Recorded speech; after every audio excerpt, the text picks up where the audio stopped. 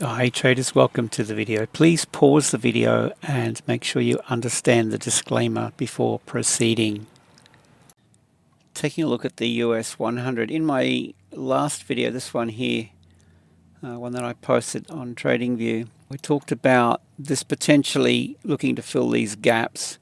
Markets actually traded back down and filled all the way back down into this balance area. This is a big weekly level, this one down here. If we go back, actually we'll go out and I'll have a look at this on the weekly, I'll show you. Key level, if we look left here, you can see how this is wicked up here and here, and then we've wicked through it here and here. Key level here, back here as well, big level on the weekly. So we've traded down into this support zone with a vengeance. We can see a gap here in the candles.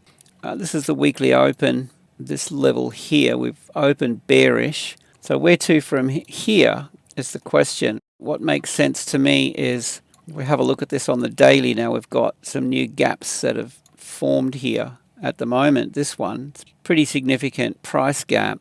What do we got above? We'll just take that out for a second.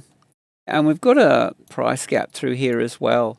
So if you look at the candle, this candle here, look left and right, and you'll see where it's wicked down left, and then the candle on the right where it's wicked up. Right, so we've got a price gap here, and then we've got another price gap right down through here. We've traded right into this big weekly level here. What's today? Monday.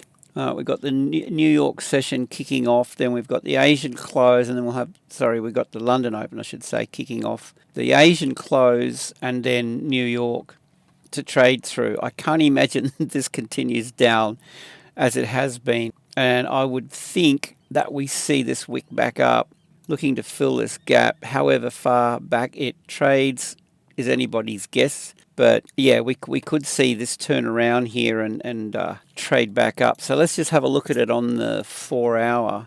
Look how overextended this is, right? So I can't imagine smart money continuing to, I mean, it could break through, absolutely, come back, retest and fail. Why not?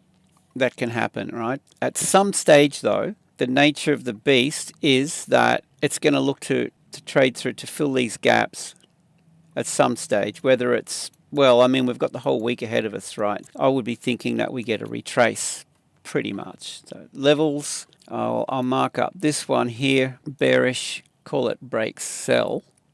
It could trade back into here, find resistance, then it kind of works its way back. That would make sense to me. So we've got this level here, resistance, and then if we look up a bit further, we've got this level.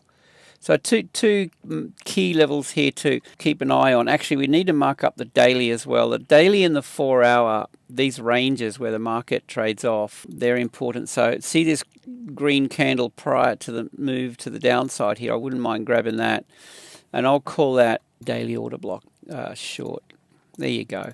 So we got this small one, 4 hour, and then we got the daily. So this is a zone where we could expect the market possibly to come back and touch in there during the week. So just be careful. It's overextended. If it starts working its way back, that'll have an impact on the like the yen pairs, the Swissy pairs. What else can I say, guys? I mean, yep, we're down here. It's a big level. This is a daily order block. It's traded right into it, trading through it. One thing I've noticed with order block trading in recent times is that we're seeing these order blocks get blasted through quite a bit, more so than ever before. And I think smart money's kind of been, they're onto that. The order block thing is big, on the internet now. Everybody's talking order blocks, thanks to Michael ICT. Check him out. I've noticed now on the 4 hour time frame how the 4 hour order blocks are getting smashed through. They wick right through them. The ground is shifting. If the market moves into one of these levels, I'm going to go down to the lower time frame and look for where you see, like down here, if it starts to form a base, and then you get a rotation, and then I'm looking for the break retest. I hope you understand what I'm saying. Like on the lower time frame, you'll see, this could do something like that. It'll form some sort of a range.